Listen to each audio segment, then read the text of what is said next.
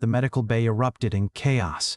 Alarms screamed, red emergency lights flooded the sterile white walls, and Vexis, the insectoid Velcar medical officer with her translucent bronze exoskeleton gleaming under the harsh lights, stumbled backward as her 6 segmented legs tangled beneath her.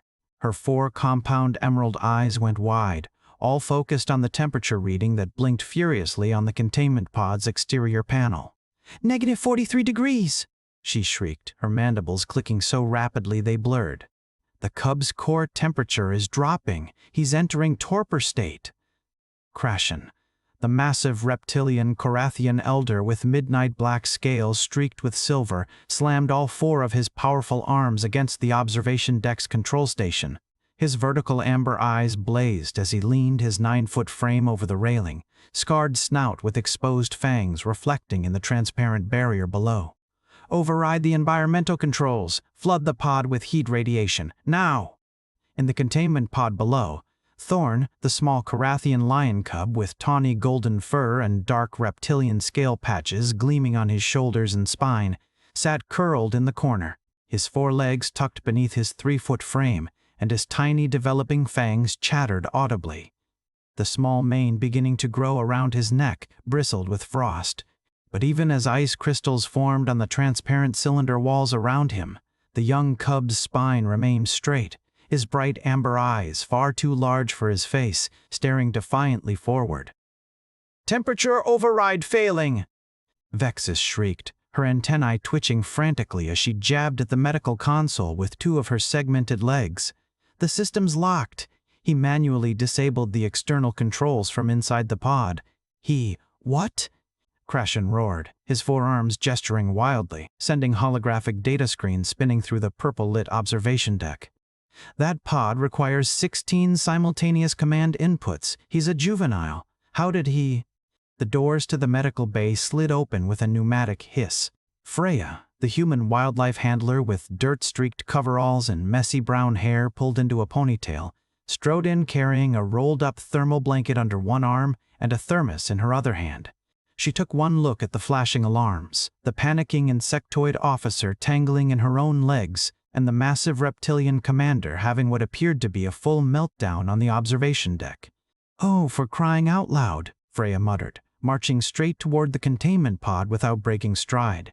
"Human!" Vexis shrieked, her bronze exoskeleton practically vibrating with panic as she scuttled sideways to intercept. "You cannot approach! The cub has sabotaged his own life support. This is a critical medical emergency requiring." Freya walked past her, reached the containment pod's manual release panel, and punched in the emergency override code with practiced efficiency. The transparent cylinder hissed and split open vertically. A blast of frigid air rolled out, so cold it created visible fog that billowed across the medical bay floor. Inside the pod, Thorn's entire body shook violently. His tawny fur stood on end, frost clinging to the dark scale patches on his shoulders. His oversized amber eyes watered from the cold, but his jaw remained clenched, his tiny fangs gritted together. The small mane around his neck looked like a frozen halo. "I'm fine," Thorn growled, his voice small but fierce, each word punctuated by visible breath clouds. "Korathian warriors don't need temperature regulation. I don't need help. I'm not weak like—" Freya stepped into the pod, dropped to a crouch beside him, and without a word, wrapped the thermal blanket around both of them in one smooth motion. She pulled the shivering cub against her chest, one arm securing him while the other tucked the blanket edges around his trembling frame. "There we go," she said calmly, as if sitting in a sub-zero containment pod with a hypothermic alien lion cub was the most normal thing in the galaxy. "Much better." Thorn's body went rigid. His amber eyes went impossibly wider. "I said I don't need— You're shaking so hard I can hear your teeth rattling from across the room, kid." Freya adjusted the blanket, making sure it covered his frost-covered mane. "Pride doesn't keep you warm. Physics does." Up on the observation deck, Krashen stood frozen, all 4 of his powerful arms halfway through a gesture of command. His vertical amber eyes blinked slowly. His scarred snout hung slightly open, exposed fangs gleaming in the purple ambient light. "Did she just—" He started. She walked into a negative 43-degree environment, Vexis whispered, her mandibles clicking softly in shock, with no protective gear, and manually retrieved the cub. She's not even wearing thermal gloves, I noticed. Down in the medical bay, Thorn's defiant posture began to crumble. The violent shaking continued, but now he was pressed against Freya's warmth, the thermal blanket creating a cocoon around them both. His small body gradually relaxed, leaning more of his weight against her chest. "I don't understand," Thorn mumbled, his voice losing its fierce edge. "Why would you come in here? I disabled the controls. I proved I could survive without assistance. I proved I'm strong." "You proved you're stubborn," Freya corrected, unscrewing the thermos with her free hand. Warm steam rose from the opening, carrying the scent of meat broth. "There's a difference." She held the cup to his frost-covered muzzle. "Drink. Korathian warriors don't. Drink, or I'm telling Commander Krashen you tried to impress me by giving yourself hypothermia. Your choice." Thorn's ears flattened against his head, a surprisingly cat-like gesture despite the reptilian scales, and he lapped at the warm broth. His eyes closed involuntarily as the heat spread through his system. On the observation deck, Krashen finally found his voice. "Medical Officer Vexis. Analysis. How is the human surviving in that environment?" Vexis's 4 compound eyes refocused on her holographic readouts, her 6 legs stabilizing beneath her as she processed data. Her core temperature has dropped by 1.2 degrees, but she's maintaining homeostasis through. Through. Her antennae twitched in confused recognition. She's shivering, generating heat through rapid muscle contractions, and the thermal blanket is reflecting her own body heat back onto both of them. She's using herself as a heat source. Apparently, yes. Krashen's scales shifted color slightly, darkening with what might have been embarrassment. So while we were attempting to remotely restore environmental controls and debating emergency extraction protocols, she just walked in and solved it with a blanket and soup. I hate this. Down in the medical bay, Thorn had finished half the broth and was now curled completely against Freya's chest, his frost-covered mane slowly thawing against her coveralls. His shaking had reduced to occasional tremors. His amber eyes, still too large for his face, looked up at her with confused vulnerability. "Why?" he asked softly. "I sabotaged the systems. I refused help. I acted like I didn't need anyone. Why didn't you just activate the remote override and leave me in here to learn my lesson?" Freya raised an eyebrow. "Is that what they would have done?" Thorn's ears flattened again. "Commander Krashen says Korathian strength comes from self-sufficiency, that asking for help is admitting weakness, that warriors prove themselves by enduring alone." "Uh-huh." Freya took the empty thermos cup and set it aside, adjusting the blanket to cover a patch of Thorn's shoulder scales that were still frosted. "And how's that working out for your people?" "We're the most feared warrior species in the quadrant. You're also nearly extinct," Freya said it matter-of-factly, with no cruelty, just stating an observable truth. "I've read your species files. Your population has been in decline for 6 generations. You want to know why?" Thorn's small body tensed slightly, but he didn't pull away from the warmth. Freya continued. "Because somewhere along the way, you decided that needing each other made you weak. That survival was an individual sport. That asking for help was failure." She gently scratched behind one of his frost-covered ears, exactly the way she'd pet a cat.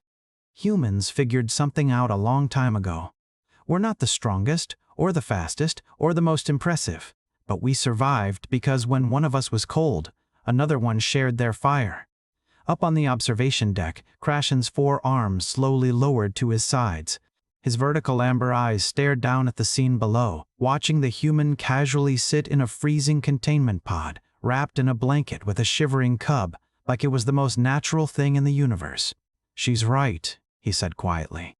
Vexis's antennae swiveled toward him. "Commander, we lost 42% of our last generation's cubs to similar incidents." Krashen's voice carried the weight of regret. "They refused medical intervention. They disabled their environmental controls to prove their strength. They died because asking for help would have meant admitting weakness." His scales darkened further. "We celebrated their warrior spirit at their memorial services. And the human just demonstrated that survival and accepting assistance are not mutually exclusive concepts. With a blanket and soup. I really hate this. Down in the medical bay, Thorn had finished half the broth and was now curled completely against Freya's chest, his frost-covered mane slowly thawing against her coveralls. His shaking had reduced to occasional tremors. His amber eyes, still too large for his face, looked up at her with confused vulnerability. "Why?" he asked softly. "I sabotaged the systems. I refused help. I acted like I didn't need anyone. Why didn't you just activate the remote override and leave me in here to learn my lesson?" Freya raised an eyebrow. "Is that what they would have done?" Thorn's ears flattened again. "Commander Krashen says Korathian strength comes from self-sufficiency, that asking for help is admitting weakness, that warriors prove themselves by enduring alone." "Uh-huh." Freya took the empty thermos cup and set it aside, adjusting the blanket to cover a patch of Thorn's shoulder scales that were still frosted. "And how's that working out for your people? We're the most feared warrior species in the quadrant. You're also nearly extinct." Freya said it matter-of-factly with no cruelty, just stating an observable truth. "I've read your species files. Your population has been in decline for 6 generations. You want to know why?" Thorn's small body tensed slightly, but he didn't pull away from the warmth. Freya continued, "Because somewhere along the way you decided that needing each other made you weak. That survival was an individual sport, that asking for help was failure." She gently scratched behind one of his frost-covered ears, exactly the way she'd pet a cat. "Humans figured something out a long time ago. We're not the strongest or the fastest or the most impressive, but we survived because when one of us was cold, another one shared their fire." Up on the observation deck, Krashen's 4 arms slowly lowered to his sides.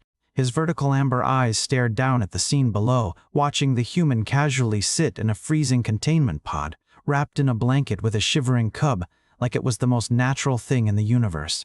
"She's right," he said quietly. Vexis's antennae swiveled toward him. "Commander, we lost 42% of our last generation's cubs to similar incidents." Krashen's voice carried the weight of regret. "They refused medical intervention. They disabled their environmental controls to prove their strength.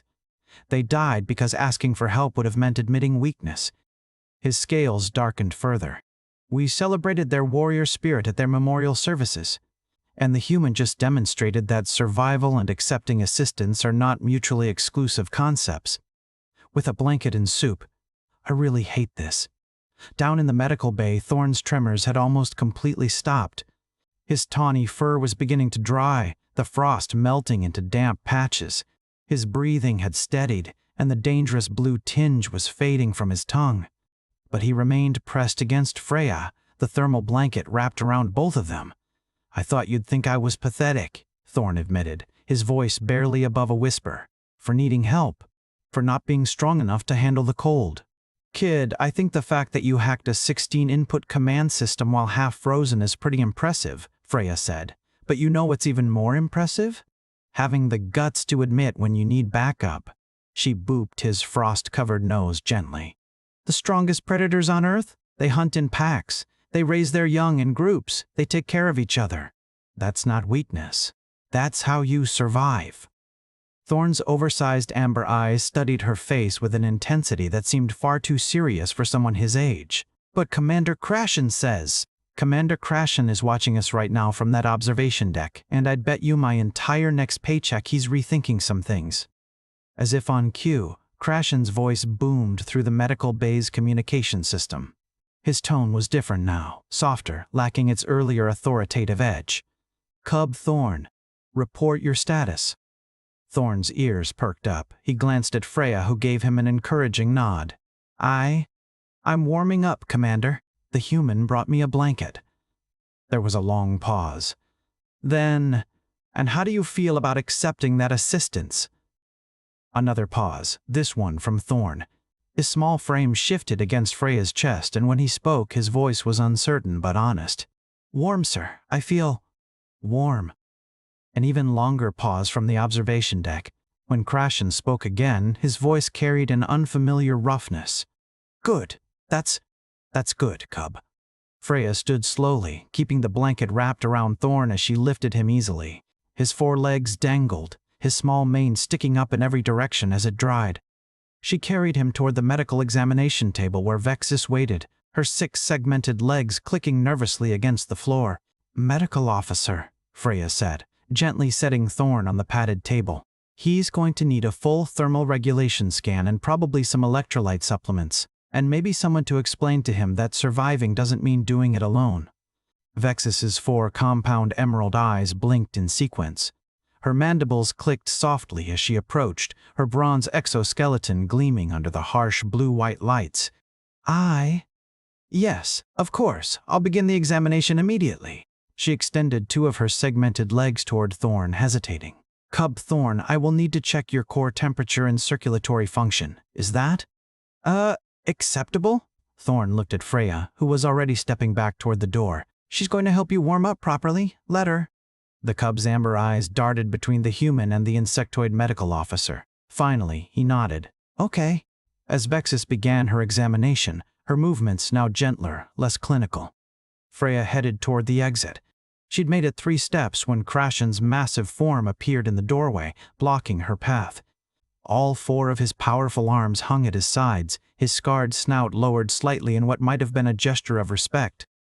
"Human Freya," he rumbled, his vertical amber eyes meeting hers. "That was." "Common sense?" Freya suggested. "Unorthodox," Krashen finished. His scales shifted color again, this time to a lighter shade that suggested discomfort. "I have commanded this station for 12 cycles. I have overseen the care of 63 cubs, and not once did I consider that our protocols might be." He trailed off. "Killing them?" Freya offered helpfully. Krashen's exposed fangs clicked together, a Korathian grimace. Inadequate was the term I would have used, but yes. Behind them, Thorn's voice rose from the examination table. "Medical Officer Vexis, why do the humans share warmth like that? Is it instinctual?" Vexis's antennae twitched thoughtfully as she scanned the cub's temperature readings. According to human behavioral files, it's called thermoregulatory assistance in technical terms. But they have another word for it. What word? Caring. Thorn fell silent, processing this. Then, quieter. "Does it always involve blankets?" "Sometimes blankets. Sometimes physical proximity. Sometimes warm liquids." Vexis paused, her mandibles clicking in what might have been approval. "Sometimes all 3 simultaneously, as you just experienced." Up at the doorway, Freya gave Krashen a knowing look. "Your cubs don't need to be warriors yet, Commander. They need to be cubs first. Let them be cold sometimes. Let them ask for help. Let them learn that surviving together is stronger than surviving alone." Krashen stood silent for a long moment, his massive frame blocking most of the doorway's light. Then he stepped aside, allowing Freya to pass. As she walked by, his voice followed her, quieter than before. "We will be revising our protocols. All of them." Freya paused, glanced back at the massive reptilian elder, and allowed herself a small smile. "Good. Start with the temperature controls. Maybe add a blanket storage unit while you're at it." She left the medical bay, the doors sliding shut behind her with a soft hiss. Inside, Thorn lay on the examination table while Vexis completed her scans. The cub's amber eyes stared at the ceiling, his tiny fangs no longer chattering, his small mane slowly drying into its natural spiky pattern. "Medical Officer Vexis?" "Yes, cub. Do you think it's weak that I like the blanket?" Vexis's 4 compound eyes all focused on the small lion cub. Her antennae stopped their nervous twitching. Her mandibles clicked once, deliberately. "No, Thorn, I think it's wise." She adjusted her scanner, her bronze exoskeleton reflecting the examination table's soft glow. "The humans have a saying. Survival of the fittest doesn't mean survival of the strongest. It means survival of those best fitted to their environment. And sometimes being fitted to survive means knowing when to accept a blanket." Up on the observation deck, Krashen stood alone, staring down at the medical bay through the reinforced, transparent wall. The purple ambient lighting cast shadows across his midnight black scales. All 4 of his arms rested on the railing, his scarred snout lowered in thought. 63 cubs over 12 cycles. How many of them had sabotaged their own pods? How many had refused help? How many had died, proving they were strong enough to survive alone? He thought about the human, walking into a freezing environment without hesitation. No armor, no protective gear. Just a blanket, and the absolute certainty that warmth shared was warmth multiplied. Krashen's vertical amber eyes closed slowly. Tomorrow, he would begin revising the protocols. Tomorrow, he would teach his warriors that strength and vulnerability could coexist.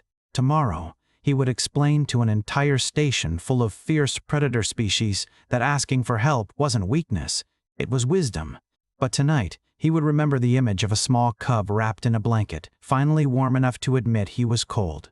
And maybe, just maybe, that was the most important lesson of all. 3 hours later, Freya sat in the station cafeteria, a cup of terrible coffee cooling in front of her. The long metallic tables stretched out in rows under soft green bioluminescent panels. Through the wide viewport, distant stars drifted past in lazy spirals. She'd claimed a corner table, away from the mixed seating areas where various species clustered in their own groups. The cafeteria doors hissed open. Krashen's massive 9-foot frame filled the entrance, his midnight black scales with silver streaks catching the green light. All 4 of his powerful arms carried something: data pads, holographic projectors, and what looked suspiciously like a rolled-up thermal blanket. He spotted Freya immediately and crossed the cafeteria with deliberate steps. Other species moved out of his way automatically. When he reached her table, he stood there for a moment, his vertical amber eyes studying her with an expression she couldn't quite read. "May I sit?" he asked, his voice lacking its usual commanding edge. Freya gestured to the bench across from her. "It's your station, Commander." Krashen folded his massive frame onto the bench, all 4 arms carefully arranging his items on the table. The thermal blanket sat between them like an elephant in the room, or rather, a very obvious symbol of the afternoon's events. "I've spent the last 3 hours reviewing 63 personnel files," Krashen said without preamble. His scarred snout lowered slightly, exposed fangs clicking together. "Cubs under my care over 12 cycles. Do you know what I found?" Freya took a sip of her terrible coffee. "I'm guessing it wasn't encouraging." 42% mortality rate. Krashen's scales darkened to almost pure black, not from disease, not from accidents, from what we termed warrior trials. Cubs testing themselves, refusing assistance, proving their strength. He activated one of the holographic projectors. Blue-tinted images appeared, showing young Korathians in various states of distress, freezing in pods, refusing medical treatment, isolating themselves. "We documented it, we celebrated it, we called it tradition. And now?" Freya asked. "Now I'm looking at 63 files and wondering how many cubs would still be alive if someone had just handed them a blanket." His 4 arms gestured at the rolled thermal blanket on the table. 3 hours ago you solved a critical medical emergency with fabric and soup. You made me look like a fool." "That wasn't my intention." "I know." Krashen's vertical amber eyes met hers directly. "That's what makes it worse. You weren't trying to prove anything. You just saw a cold cub and wrapped him in a blanket, like it was the most obvious thing in the universe." Freya set down her coffee cup. "Commander, can I ask you something?" "Of course. When was the last time someone wrapped you in a blanket?" Krashen froze. All 4 of his arms went still. His scarred snout opened slightly, then closed. His scales shifted through 3 different shades before settling back to midnight black. You heard me." Freya leaned forward. "You're sitting here beating yourself up over 42% mortality rates and failed protocols. You're carrying around guilt like it's armor. When was the last time someone took care of you?" The massive reptilian elder stared at her. The cafeteria's soft green lighting reflected off his silver-streaked scales. Around them, the low murmur of conversations in various alien languages created a distant hum.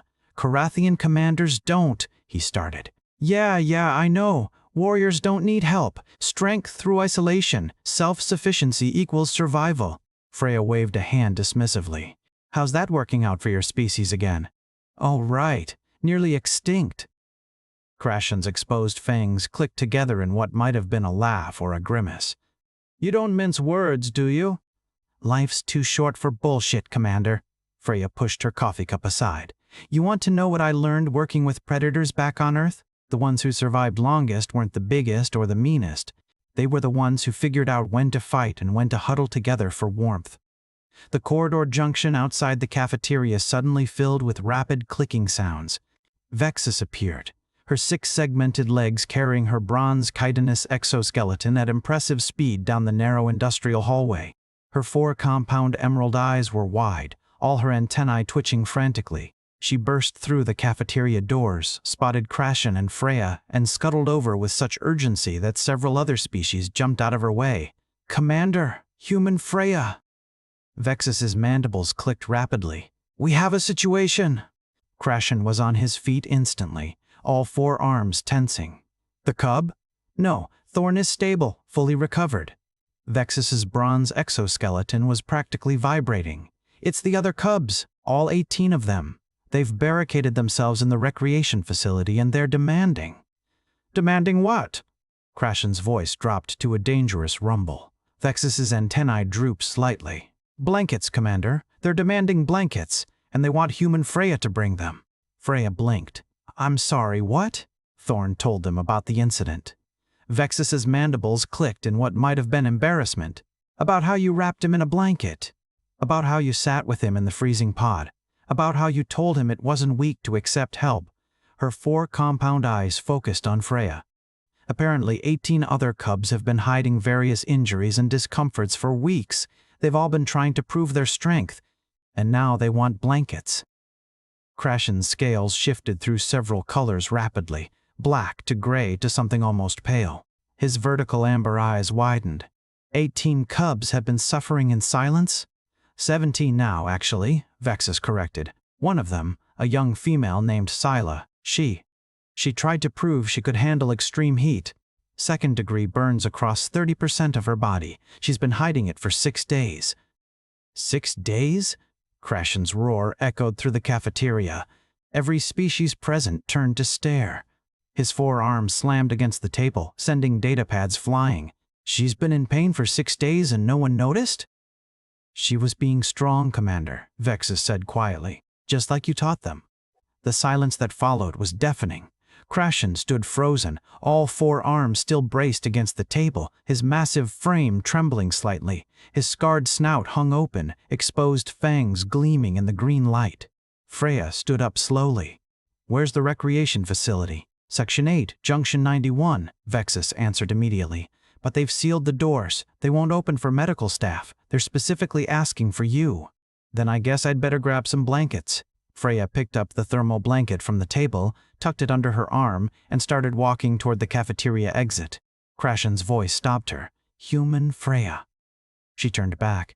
The massive reptilian elder stood at the table, all 4 of his arms hanging at his sides, his midnight black scales looking somehow diminished in the soft green light. "I don't know how to fix this," he admitted, his voice barely above a whisper. "I don't know how to undo 12 cycles of teaching cubs that asking for help is weakness. I don't know how to tell them it's okay to be vulnerable when I've spent my entire command reinforcing the opposite." Freya walked back to him. She had to crane her neck to meet his vertical amber eyes. "Then don't tell them, Commander. Show them." "How?" She held out the thermal blanket. "Come with me, and bring every soft thing you can find." 20 minutes later, they stood outside the recreation facility doors in Section 8. Freya carried an armful of thermal blankets. Krashen had somehow acquired additional blankets, several heated pads, and what looked like pillows from the crew quarters. Vexis scuttled beside them, her 6 legs clicking nervously against the corridor floor, her bronze exoskeleton loaded with medical supplies. "They barricaded the doors from inside," Vexis explained, gesturing with 2 of her segmented legs at the sealed entrance. "Standard protocol would be to override the locks and extract them by force." "Standard protocol is what got us here," Krashen rumbled. He stepped forward and pressed his scarred snout close to the door's communication panel. "Cubs. This is Commander Krashen. I'm here with human Freya. We have blankets." Silence from inside. Then a small voice, trembling but defiant. "You're going to tell us we're weak. You're going to say we failed the warrior trials." Krashen's scales darkened. All 4 of his arms tightened around the blankets and pillows he carried. His vertical amber eyes closed briefly. "No," he said finally, his voice carrying a roughness Freya hadn't heard before. "I'm going to tell you I failed you, all of you, and I'm going to ask if you'll teach me how to do better." Another silence. Then the sound of barricades being moved. The recreation facility doors hissed open. Inside, 18 young Korathian cubs huddled together in the center of the room. Various species, some with tawny fur and scale patches like Thorn, others with different colorations and markings, all small, all trying desperately to look brave while clearly in distress. Thorn stood at the front of the group, his small 3-foot frame seeming to have grown somehow in the last 3 hours. His bright amber eyes, still too large for his face, met Freya's with something that looked like hope. "You came," he said simply. "Of course I came." Freya walked past Krashen and Vexis, her arms full of blankets. She dropped to a crouch in front of the group of cubs. "I heard some people here were cold, and maybe hurt, and definitely tired of pretending they're not." A female cub near the back, smaller than the others, with patches of burned fur visible even from a distance, stepped forward hesitantly. "You won't think we're pathetic?" "Syla, isn't it?" Freya asked gently. The cub's eyes widened in surprise. "How did you—" "Medical Officer Vexis told me you've been dealing with burns for 6 days." Freya's voice was calm, matter-of-fact. "That's not pathetic. That's just painful, and unnecessarily painful, because we have medicine for that." "But the warrior trials say—" "The warrior trials," Freya interrupted, "are about to get a major revision. Right, Commander?" All 18 cubs turned to look at Krashen. The massive reptilian elder stood in the doorway, his 9-foot frame somehow looking smaller, more vulnerable. His 4 arms still clutched the blankets and pillows. His vertical amber eyes swept across the gathered cubs, and his scales shifted to a pale, almost gray shade. "Yes," Krashen said quietly. "Major revision, starting now." He stepped into the room, carefully set down his armload of supplies, and then did something Freya suspected no one in that room had ever seen before. He sat down on the floor. All 4 of his powerful arms spread out, creating a space in front of his massive frame. His scarred snout lowered to cub eye level. His midnight black scales with silver streaks seemed to glow softly in the recreation facility's lighting. "I was wrong," Krashen said, his voice carrying to every corner of the room. "About strength, about survival, about what it means to be Korathian." He gestured with one arm at the huddled cubs. "You've been hurting yourselves because I taught you that accepting help was weakness. You've been suffering in silence because I celebrated those who endured alone. You've been trying to become warriors before you've had a chance to be cubs." Thorn took a step forward. "But you said—" "I said many things, cub. Not all of them were wise." Krashen's vertical amber eyes found Thorn's. "Today, a human showed me that sometimes the strongest thing you can do is admit you need help. That wrapping someone in a blanket isn't weakness, it's wisdom. That caring for each other isn't failure, it's how species survive." The cubs stood silent, processing this. Then, slowly, tentatively, Syla limped forward. Her burns were clearly painful, each step making her wince. She stopped in front of Krashen, her small frame trembling. "Does that mean—" she started, her voice barely above a whisper. "Does that mean I can stop pretending I'm not hurt?" Krashen's 4 arms moved simultaneously. He reached out and gently pulled Syla close, wrapping all 4 arms around her small form. "Yes, cub, you can stop pretending. All of you can stop pretending." That was apparently the signal the others needed. Like a dam breaking, the 18 cubs rushed forward. Some went to Krashen, crawling into the space created by his 4 arms. Others went to Freya, who somehow managed to gather multiple small bodies against her chest. Vexis scuttled forward with her medical supplies, her 6 segmented legs moving with gentle precision as she began treating visible injuries. Blankets were distributed, burns were treated. Small bodies that had been rigid with the effort of appearing strong finally relaxed, and in the center of it all Commander Krashen, the fierce Korathian elder, the station's ultimate authority, the one who had reinforced 12 cycles of warrior protocol, sat on the floor with cubs piled around him, his massive frame creating a shelter, his 4 arms wrapping around as many small bodies as he could reach. Freya caught his eye across the pile of cubs. He looked different somehow. His scales had shifted to a warmer shade, his vertical amber eyes had softened, and the permanent tension in his scarred snout had eased. "Not so hard, is it?" Freya asked quietly. Krashen looked down at the cubs nestled against him, some sleeping, some just breathing steadily for what might have been the first time in days. "I've spent 12 cycles teaching them to be alone," he said. "It's going to take more than one night to undo that damage." Good thing we've got plenty of blankets then, Freya replied, tucking a thermal blanket around a particularly small cub who had fallen asleep against her shoulder. As the night wore on in the recreation facility, something fundamental shifted. Warriors learned to ask for help. Cubs learned it was okay to be cold or hurt or scared. And one very stubborn human proved that sometimes the most revolutionary act in the galaxy was simply wrapping a blanket around someone who needed warmth.